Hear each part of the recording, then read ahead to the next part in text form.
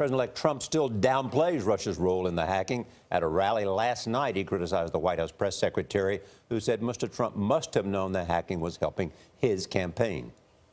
This foolish guy, Josh Earnest, I don't know if he's talking to President Obama.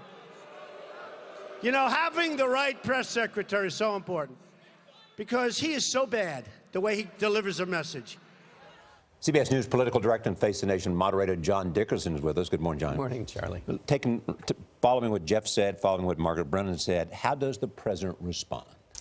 So this is interesting. Fred Kaplan wrote in Slate that, you know, the United States has a lot of great cyber rocks to throw at Russia, but it also has a much glassier house, which is to argue that we rely on the internet and we are so interconnected that if the U.S. responds to Russia and this starts a back and forth, that the U.S. is actually quite vulnerable. And so that's the delicate thing here. How do you respond? You can either respond in the cyber area, or you can respond with more sanctions, or even militarily. Or be more aggressive in Europe. Or be more aggressive in Europe. Now, the question is how to respond, but then how to hand off the response. Yeah. Because Donald Trump doesn't believe that the Russians are even involved, A. Yeah. And then B, on all the areas of Russian potential conflict, his posture is much more relaxed, at least publicly in terms of what he says, than what the Obama administration says.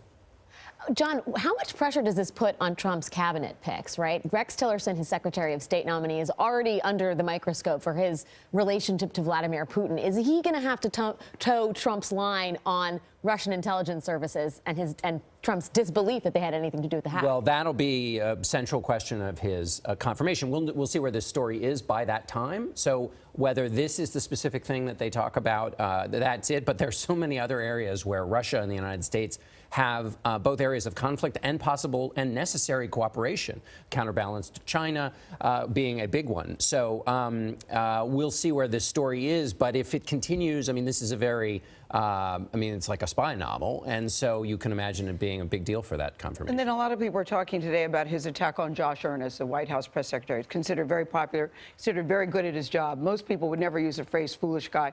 What do you make of that? Is this more of Donald Trump being Donald Trump? Yes. So with Donald Trump, we know there's the shiny object that he throws out so to get us talking about it. And then there's the things he says that are truly damaging. And here we have a nice example of that. Josh Earnest, it's the shot at Josh Earnest, total shiny object, get us distracted. The one that is really still roiling Washington is the response his administration had to these reports of Russian hacking when they said the intelligence community, they said these are the people who thought there were WMDs in Iraq. Yeah, attacking the CIA. Yeah, attacking the CIA by bringing up its worst failure in the last 15 years, defining its work by that. That is a shot that will not be forgotten, is not forgotten. And these are the intelligence people that the president-elect has to work with. So therefore, can you say at this point, Vladimir Putin is winning and doing what he intended to do? If what he intended to do was to create chaos and undermine U.S. institutions, he's doing very well. Exactly.